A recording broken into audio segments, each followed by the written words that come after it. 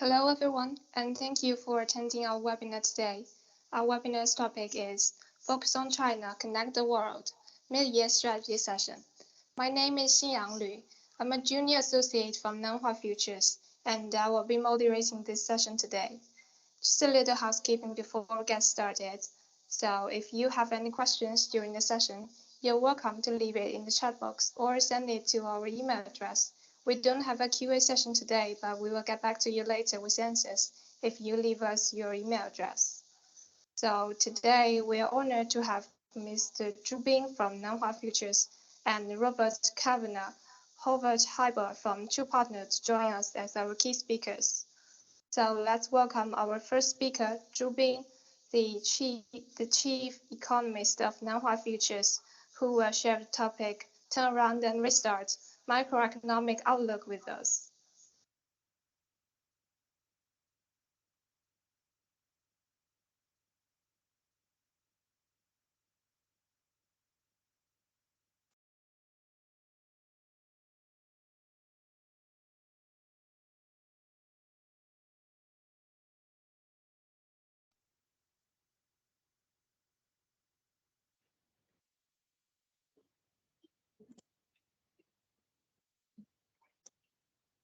Hello, everyone. It's great to communicate with everyone here. Unconsciously, the half year of 2023 has already passed. Although it's only take half a year, but if we look back now, this year has been really thrilling. Our mindset has also experienced up and downs.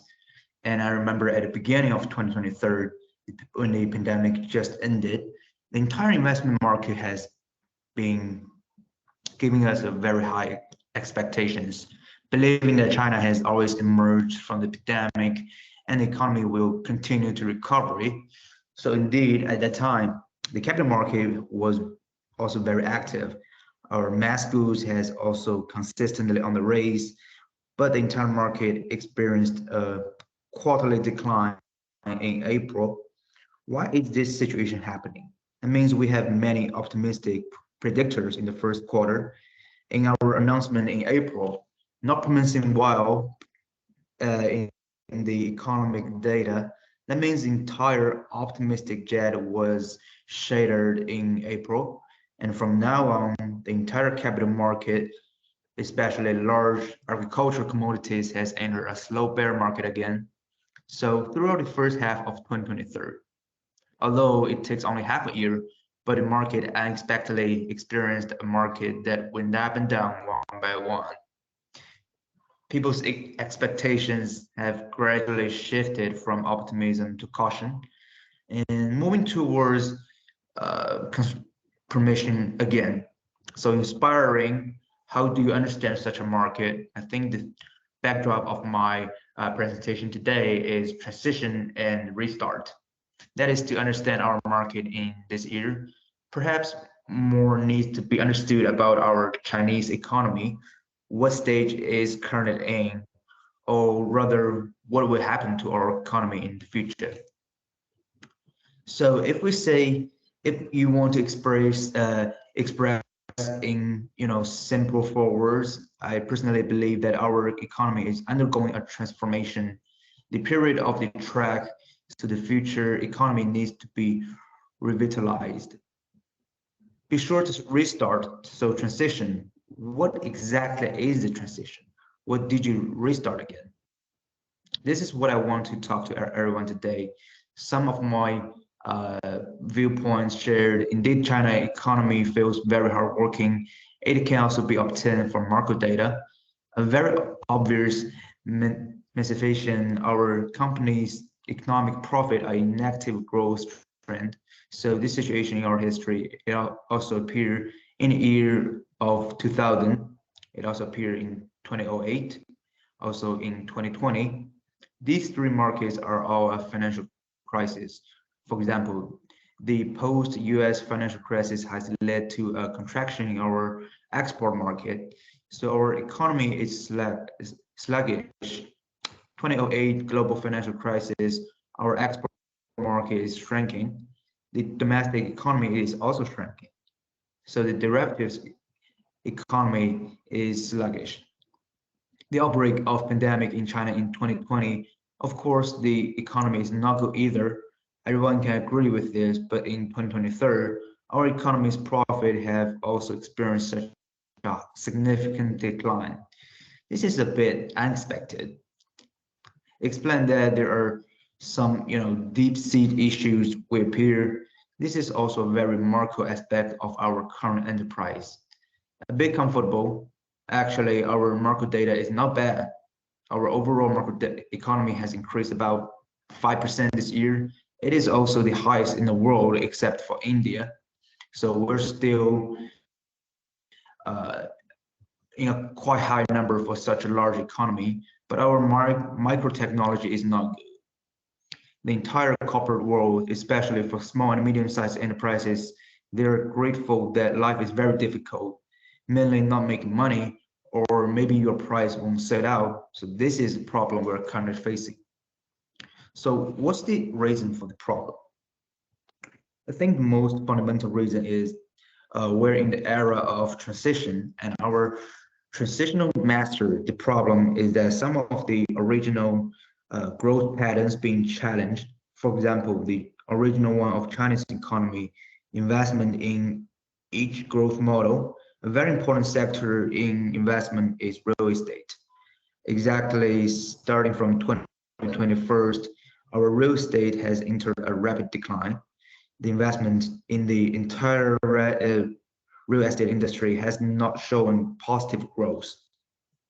It's still a negative growth, and the negative force is very large, negative about 20%, and in 2022, continued negative growth despite low technology, and this gave us entire economy, the investment brought about a very significant harm. Although it said we can, fix asset investment or growth, of course, it depends on other investment. For example, infrastructure investment, the driving force for our manufacturing and investment. But real estate is a very long industry chain. If there is a contraction in real estate, many of us in China have a real estate background.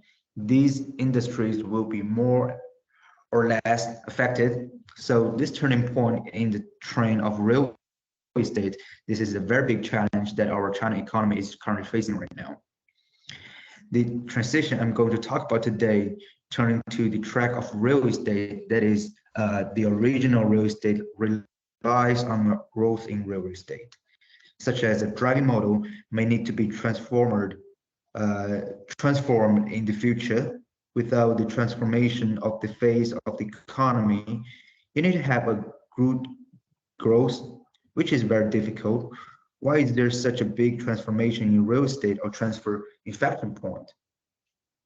I think the core would be the rapid growth of urbanization has come to an end. So this chart clearly represented our 20 years of rapid urbanization.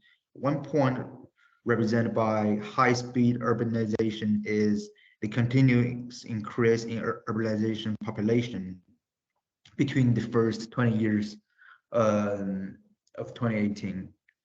Our annual increase in urbanization population average about 24 million, but after 2018, the entire data quickly plummeted like a cliff by 2022. The new added population of the entire urbanization is less than 5 million. So the growth rate of quantity is a very large inspection. This is also our real estate market legs, I would say. And the fundamental reason for the new purchasing power. So this reason is structural one, not a kind circular one, but these that means the real estate market needs to regain its former glory. This is fundamental problem we are facing. So regarding this real estate issue, that led out to original some policy for regulating real estate. The most efficiency way is to regulate real estate was through interest rate. That is the loan interest rate.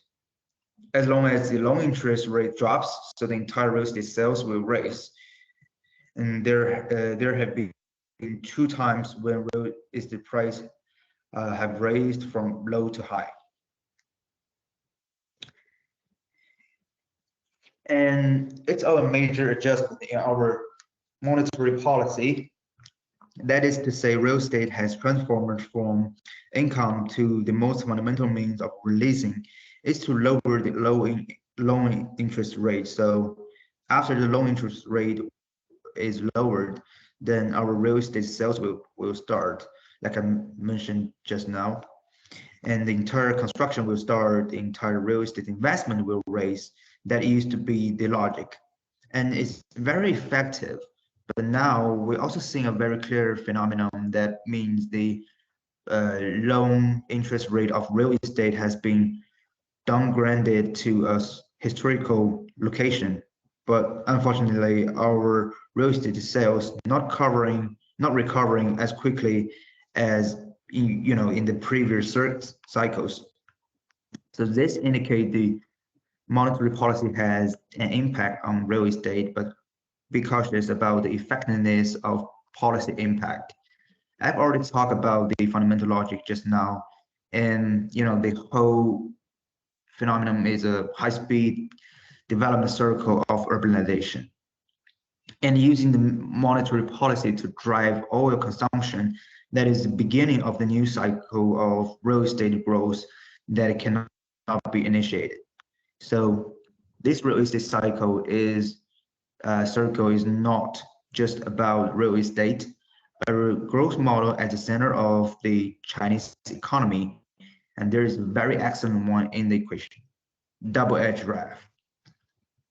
It's real estate and infrastructure, or rather real estate, that purchase price of land brought by the real estate driving investment in infrastructure. So that is very important aspect of our economic characteristic growth mode. And as you can see in 2021, this growth mode has also reached its peak. And in 2021, the land in China was called wave gold. As it peaked, it reached 8.5 trillion yuan.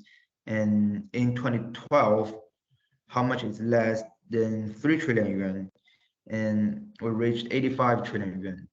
The growth rate is very large. That is the largest engine for urban renewal in our city. In recent years, we have, maybe everyone just needs to go to a different city to take a look. Our urban changed a lot, and it's really growing up. A very important logic here is real estate driving the growth of land yield and gold, driving investment funds from local government, and driving the new renewal of our city. This is a very unique feature of China's development. But this type of I would call it engine has been experiencing problem until now in 2022. Because our land has experienced a significant decline since its wave of gold in 2023. This kind of the downward trend of the local economy has not changed yet. That's because our land, especially the driving force of infrastructure investment that comes with it, starting to decline. That is to say, the land is under construction and the due circle of real estate and infrastructure is currently under some pressure, or rather the due circle wells are starting to slow down.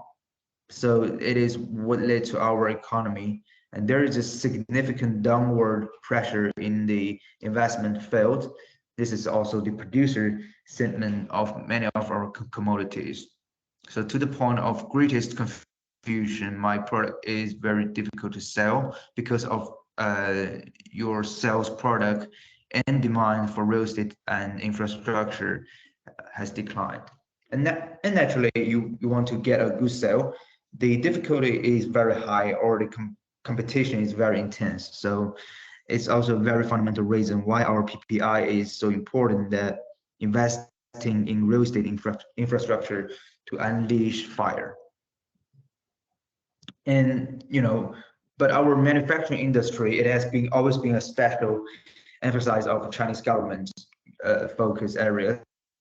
That means we have been talking about financial service all the time, all along now. A basic device that most fundamental weak point of the real economy is the manufacturing industry. So manufacturing has become our, I would say, conquest in China, areas of greatest concern for leaders. Indeed, the trend of our manufacturing industry's development in recent years is still not bad.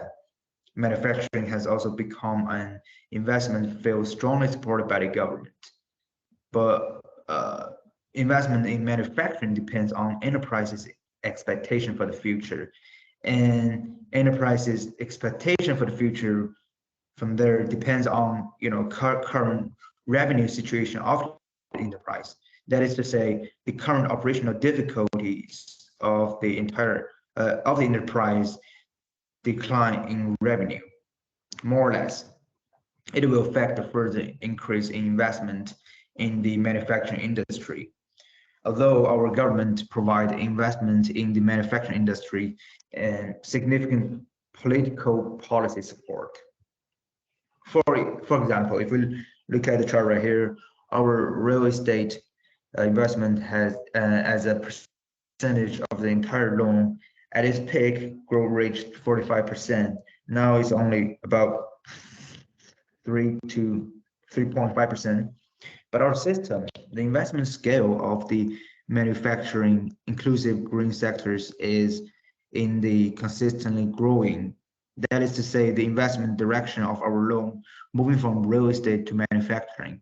This is also what our manufacturing industry was able to achieve in the past few years.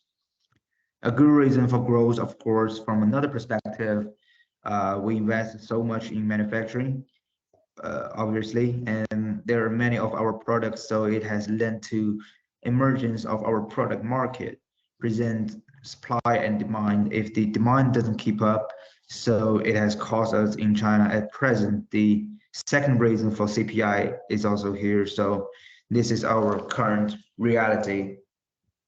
And in this context, we also saw it. That means our manufacturing investment is indeed also slowly moving down. Of course, the decline in manufacturing investment is also close related to our PPR. The simple thing is that our PPI has a very obvious circle, a 7-year circle. So now it's just at the low point of the 7-year circle. From a circularly perspective, PPI in the second half of the year or early next year, there should be a noticeable turning point appearing. This may be beneficial for our manufacturing, for industrial investment. It is also a potential advantage. Of course, it has not been yet reflected in our market within the expected range. So this is a potential positive for us. And besides, it means that our manufacturing industry, so developed manufacturing, needs a good export. So besides our own domestic needs, our export markets is also an important level for the development of manufacturing industry. But unfortunately, because the global economy, especially in the US or in Europe, as an economy of developed countries, we're currently in a downward phase. So whether this is up 10 or not will affect our export orders. So when you look at our data, it's very obvious.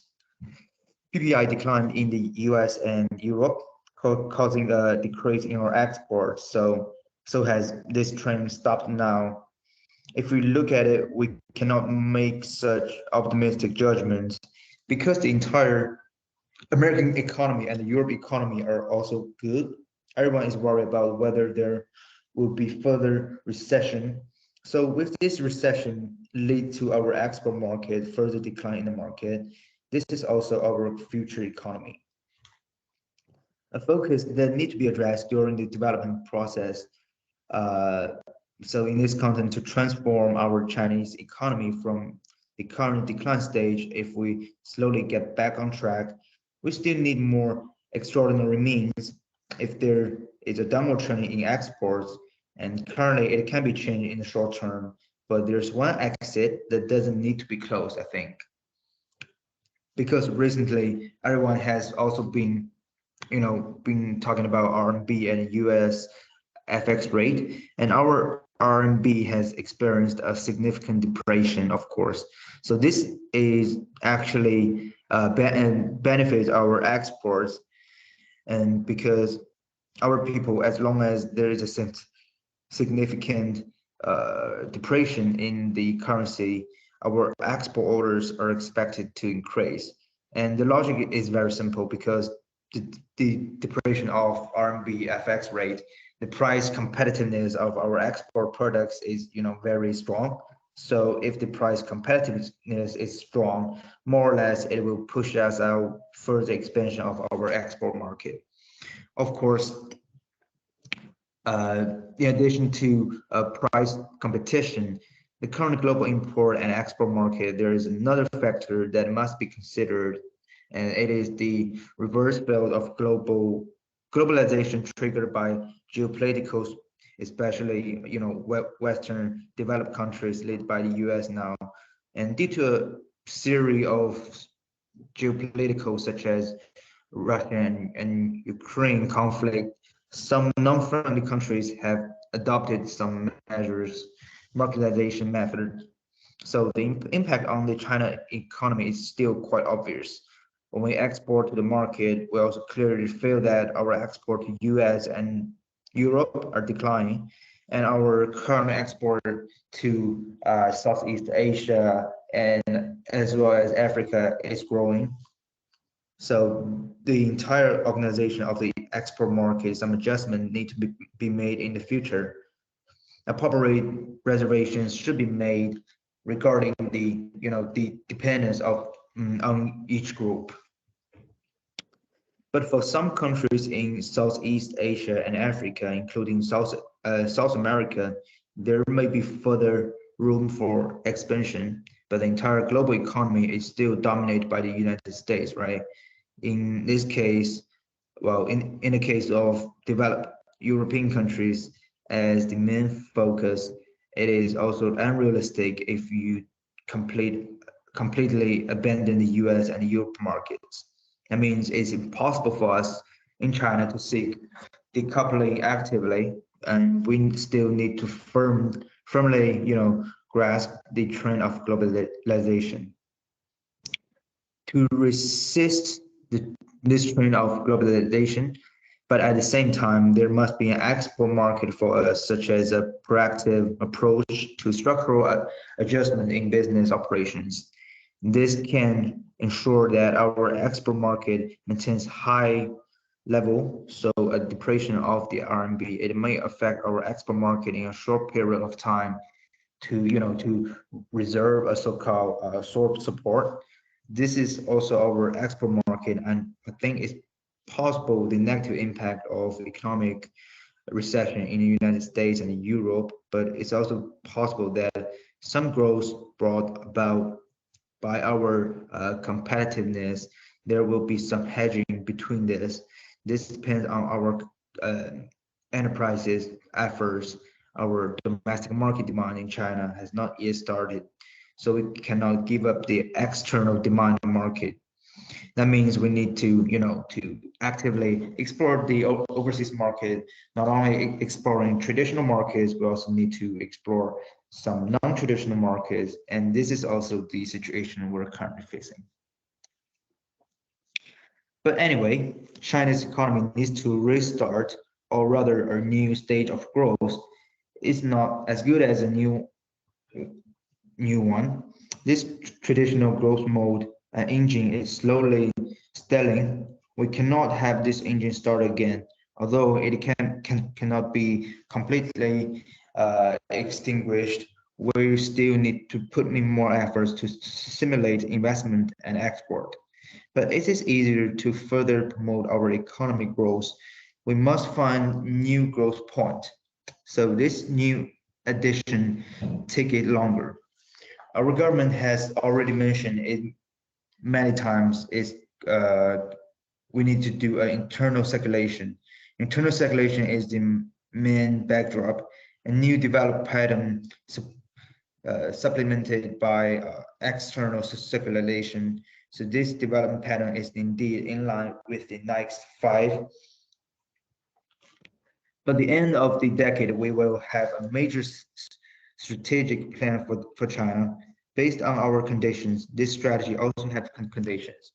For example, in comparison between China and the world, if you compare China to the world, China's consumption is, at the current level, at a lower than average global average, and the United States is 15% higher. That is to say, China and the US are a global alternative. We're not within the average, we're in two stages of averaging. The United States is overconsumption, China's consumption is too low. These are two stages. These two, China and the US, are also beginning to make adjustments to strengthen the manufacturing industry, to strengthen the return of manufacturing industry. They also feel overspending, the long-term harm caused by the US economy. So China has also seen it. Over-reliance on export markets, excessive reliance on investment, the potential for further development of our economic growth will bring some negative impact. So the Chinese government is also making adjustments to initiate consumption. That's what I said about restarting, because restarting means restart the internal loop or restart resident consumption. So from a logical perspective, our domestic demand in China, or rather we consume from this perspective of global average, this is indeed a lot of room for rebound. This is our biggest potential advantage, but restarting consumption is not an easy task, especially in infrastructure investment. The government is very strong, ability, determination, and means of implementation, but we need to restart Chinese consumption. This is not a simple sentence.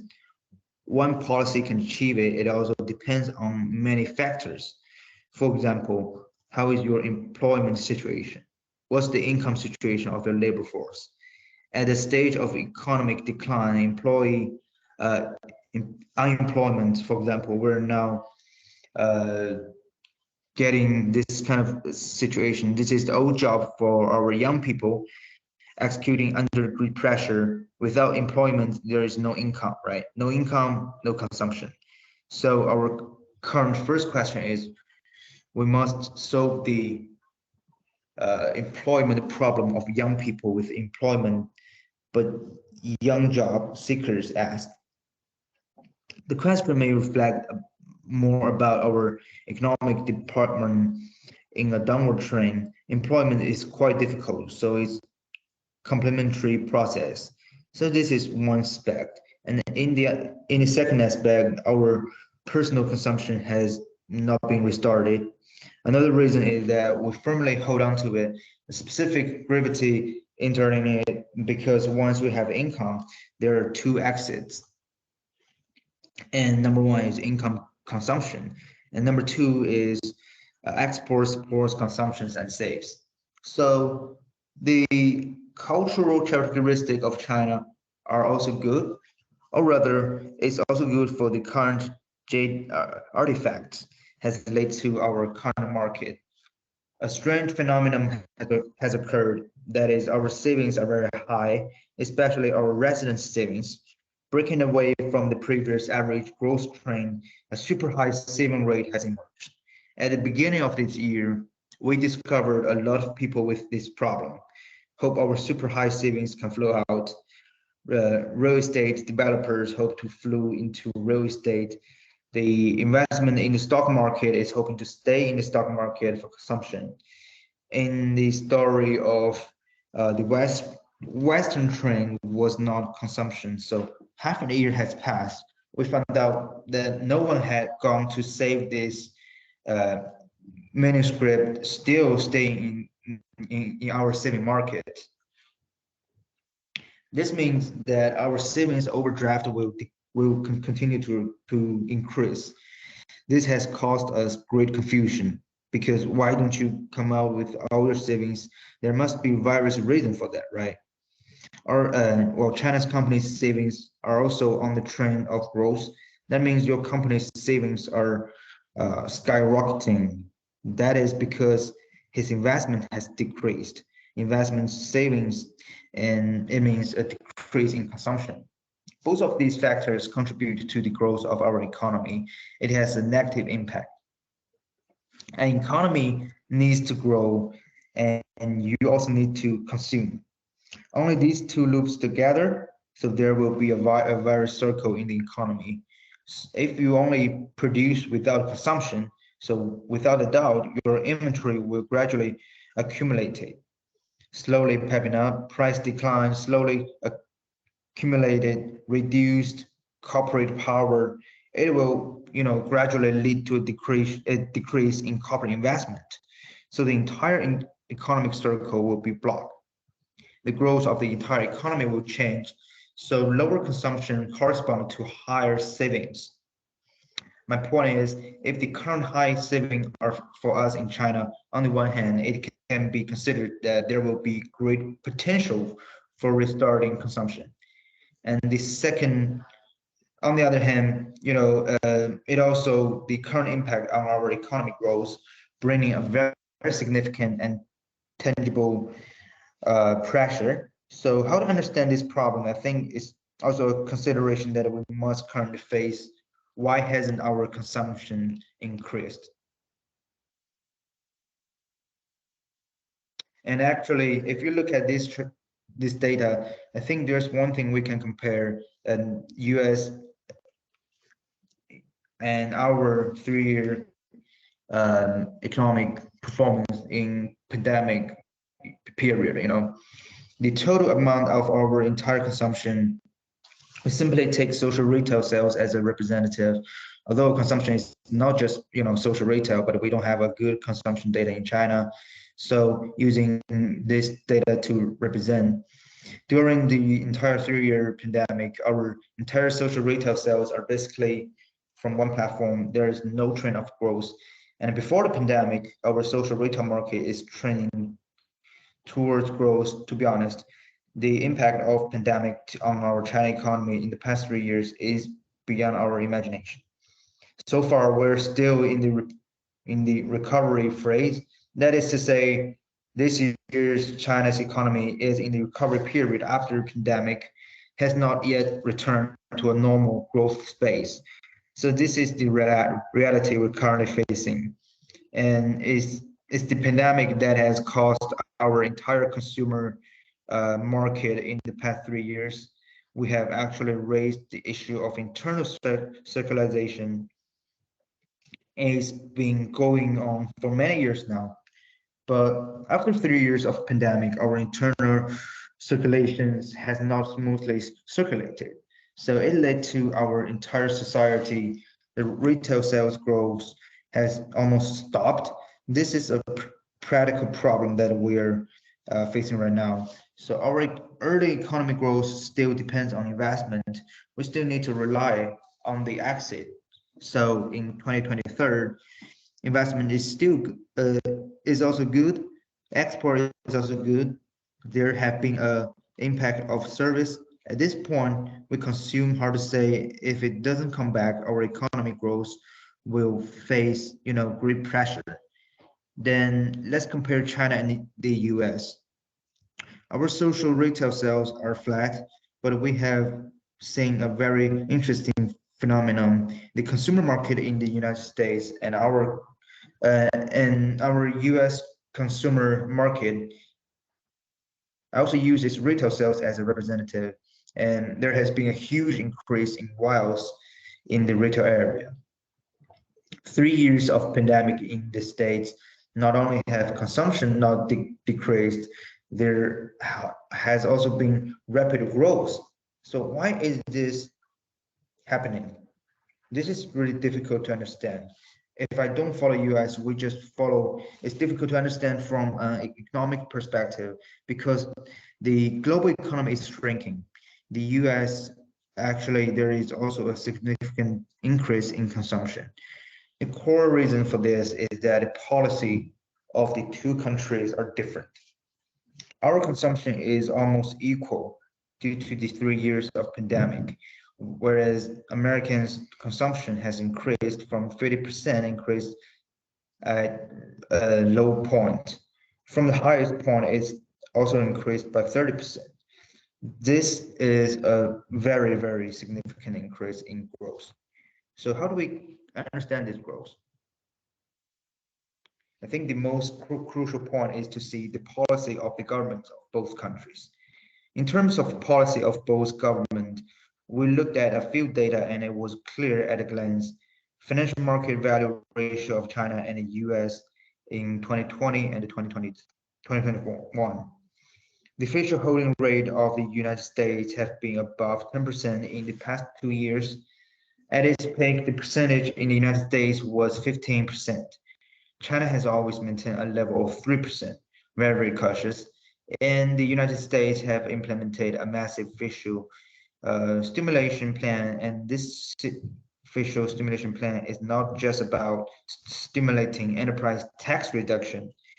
More often, direct payment is used to stimulate consumption.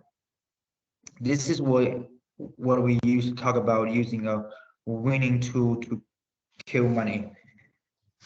Worry about triggering inflation, or back in 2020 the United States is not under the impact of pandemic. Taking such an extremely measure, how much money is left to send money to every common person. So whether you have a job or not, have all obtained a fortune beyond the heavens. So this money has stimulated the huge consumption in the United States, of course. This kind of repeated consumption in China is a surge in the export market. This is also a medium during the COVID-19 pandemic. There was a Chinese outbreak in the US and China, a strange combination of American consumption. So China's finance is very conservative. So this result lead to beauty. The continuous and rapid expansions of the scale of China's treasury bond. The scale of China's treasury bond is relatively low due to the low financial market value ratio. So the scale of our official treasury bond is very limited. Our current country, the scale of debt account for 27% of the entire GDP. And the US has already surpassed 100%. This is a very large gap, and this is the result of different finance. But for now, it seems that the US, the current official stimulation policy, which is close to the current official policy, has a significant impact on the benefit brought by the US economy. Obvious, on the contrary, it is what our current relatively conservative finance policy has brought a very significant pressure to our economy. So now we see many economists in the media calling for what we need to expand our official policy, because as I mentioned earlier, monetary policy is about cutting interest rates. This policy has limited impact on our economic simulation, especially limited stimulation for real estate, and interest rate or real estate are not sensitive to interest rates. Our manufacturing investment is also not sensitive to interest rate. It's no use just lowering interest rate. You have to throw the money directly. Of course, this is a matter of negotiation. So now we're all looking forward to this in August, and there are some further simulation policies introduced.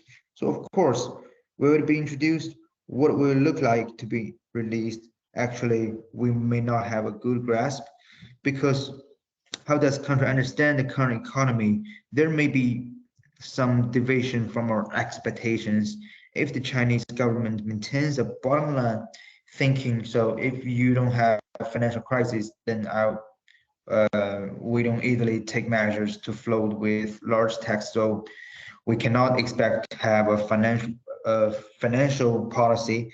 That means that for a period of time in the future, our economy still needs to be in the same well, I would say self-improvement during the process of replication. So this may take me a little longer to fix it if the Chinese government wants to stimulate the economy. Some more radical policies has been introduced. Our respect economy there will be a relative good increase. This point is not yet clear. If I can judge, it won't take it won't have two terminals, either it's extreme situation or extreme. I think neither of the stage is likely. There may be a gradual release process. And if we look at this data right here, China and the US have adopted different fiscal policy, resulting in a circle of different economic circle at present. And that is why there is different in economic cycles, because China and the US, the core is the behavior of our different governments. The most core of this is the different fiscal policy guide, different deviation caused by there are different deviations. That's why we just talk about it. Monetary policy is also a very important policy. However, due to the limited effectiveness of monetary policy at present, that is to say, our currency growth rate, it should be said that one is also dead. The Well, many of us now are individuals who often receive some text message, low interest rate or credit loans. Do you want it? Maybe not most of it. You don't have this need. That means you can lower interest rate by 3.5%. Speaking of 3.5, you don't need anything. That is, the monetary policy is limited. Your investment doesn't depend on the interest rate of the currency. It depends on your expectations. So what needs to be changed now is expectations. That expectation is to use monetary policy. The current ability to change is limited. So more importantly, we hope to see fiscal policy to change expectations. Of course, can this policy be truly implemented? No one can say that yes or no. Me personally, I think it may not be so optimistic because after all, we don't we don't have it yet. Because what is the current state of the economy? It's called market mood. The market level GDP is still about 5% this year, but at the macro level, China companies' profit are relatively small, or the enterprise may encounter a significantly difficulty. So there's a pattern like this. Entire asset, for example, also, although our stock market is declining, but it's still relatively stable. So without the urgent pressure, you put the government in a very strong stimulation policy. I think this kind of motivation is insufficient. Although we see policy at present, we still hope to focus on improving confidence. So more likely a mid-scale phrase policy of this kind. So many people are asking, where did we send so much money, right? A large portion is still circulating in the bond market, as if this bond is circulating in the market, one of more important data is silver. The transaction volume in the construction market has reached a new high. Why do banks have high trading levels and financial credibility in the market? It represents potential interbank flows because our bond market is very large. The investment method of bond is to repurchase and raise bonds. Because the repurchase rate is relatively low and the interest rate on debt is relatively high, I buy back through bonds or low interest rate fund, then we can buy bonds again. There is a good interest margin inside. My interest rate spread is stable and mine is fine. I know the 3-point treasury bond interest rate. If I use leverage, I can achieve 6 points revenue from 7 points. This is a possible lever. So that's why the current active repurchase market reflects leverage. Debt plus leverage, the potential risks are still relatively high. But currently, due to the lack of good investment channels, or rather, people are willing to take out loans. So this leads to our fund still being held in the banking system. So why aren't you willing to take out a loan? Why aren't you willing, to take out a loan? That's one of the reasons. Because our sensitivity to low interest rate has decreased. The most obvious is my real estate market. I just mentioned it, a former member of our China economy, the most powerful driving force, double curvature, real estate is more infrastructure. My Now people's expectation of housing price have changed. Unless I really want to buy a house myself, under normal circumstances, his investment demand decrease. So this will lead to a decrease in our interest rate. Is simulating effective on investment demand is also limited. That means the effective on interest rate reduction is also effective. So this situation reminds us even more so from 1998 to 2002. At that time, it was also the case in China under the impact of 1997 Asian financial crisis. So the country's economy has also experienced a relatively sluggish situation. The entire CPI also experienced a negative growth and a deflation that lasted for 5 years. Now we're slowly moving into zero hill situation after 2002. Why is the China economy advancing rapidly again? One of our reasons is that we have joined the WTO, using export to drive our growth. This is after we join a global market, bringing a new growth point. So now, undoubtedly, this new growth point can now come from overseas market because the entire globalization has already suffered a backlash. In the futures, this kind of land between China and the US, there will be no fundamental change in the competitive environment of geopolitical factors. We still have to face the reality, right? That is, the export market is impossible. There is an exclusive growth. If we must look forward to it, we may have to look forward to a technological revolution. But when will this revolution truly bring about growth? We are not sure about this. So the current domestic demand market is insufficient. That the approach taken must not be like in the same way as 2021. More importantly, unconventional measures need to be taken. So now everyone is looking forward to it. From another perspective of fiscal policy, now our low inflation also gave us the introduction of policy have created a very good environment. What does it mean? What is the biggest concern of the financial world? Because China's manufacturing industry is very developed, our supply is very strong. We're currently facing a shortage of domestic demand, insufficient domestic demand.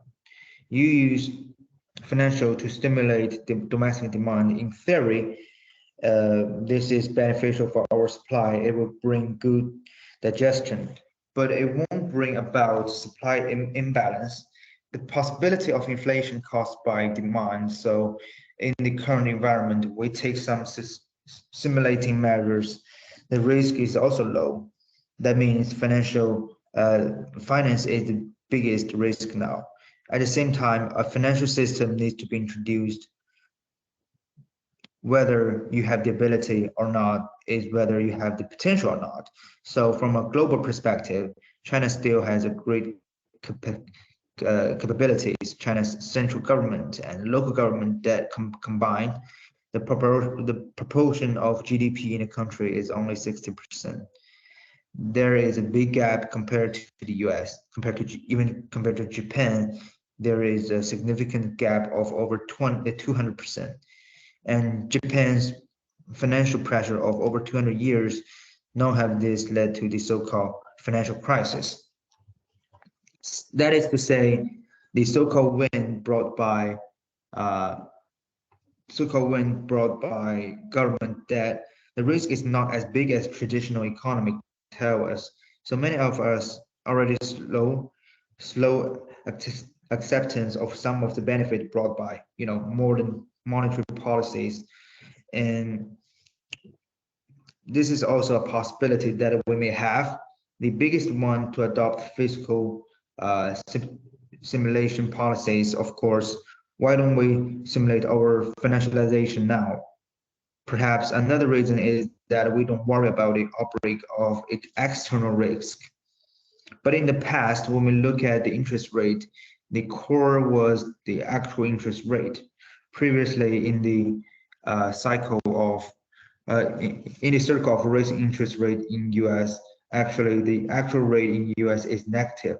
But now inflation has only decreased, interest rates are still high, which has led to the actual interest rate in the United States starting to move towards positive actual interest rate.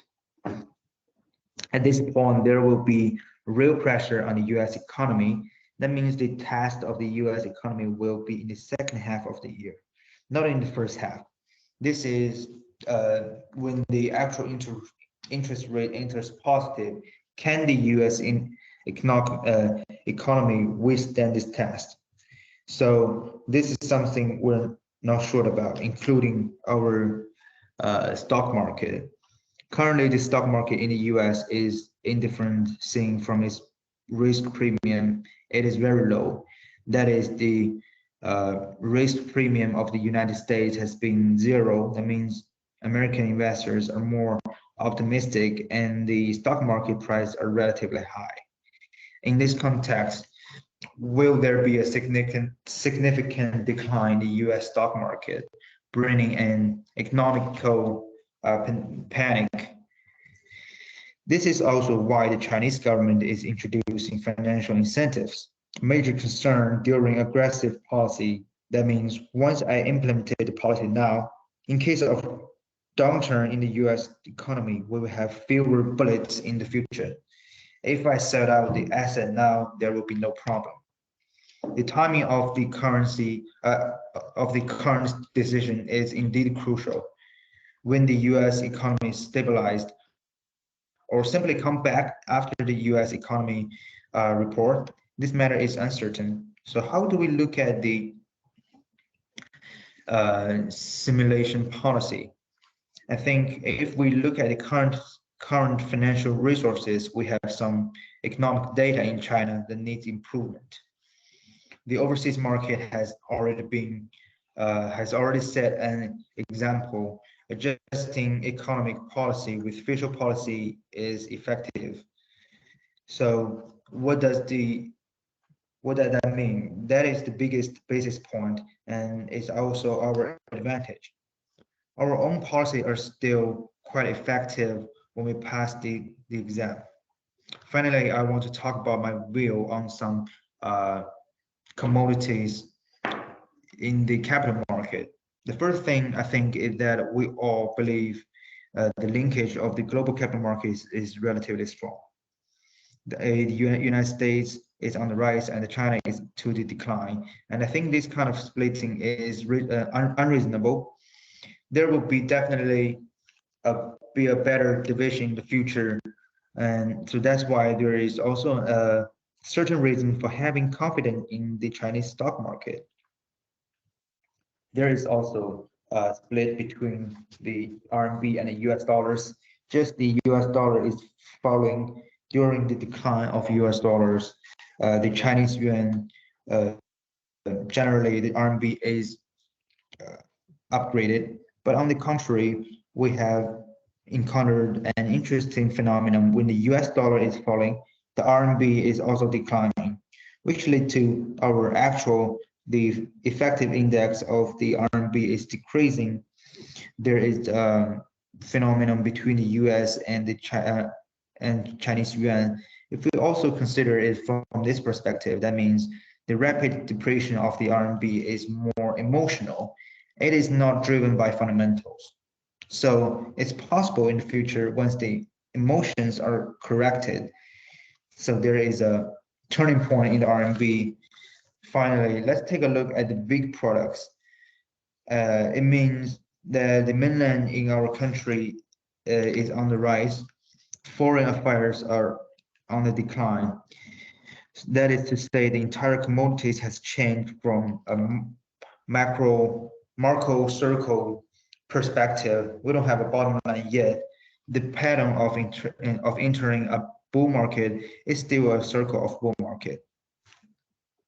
So that's why our agricultural commodity investors also need to have a hard rate preparation.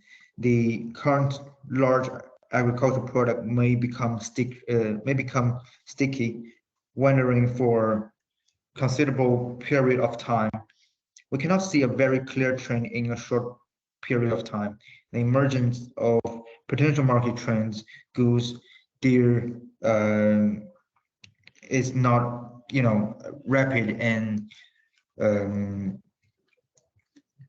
in a rapid Marco circle perspective. So the rapid depreciation of the RMB is more emotional and is not driven by fundamentals. The first thing I think that we need to understand, the policy are still quite effective when we pass the exam, and it may not unnecessarily bring significant inflation pressure. That is our the biggest business point. And this is also why the Chinese government is introducing financial incentives. Okay, that's pretty much everything I would like to share with you guys today. And if you have any questions or comments, please contact us. And we're more than happy to get in touch and to communicate with you. Thank you.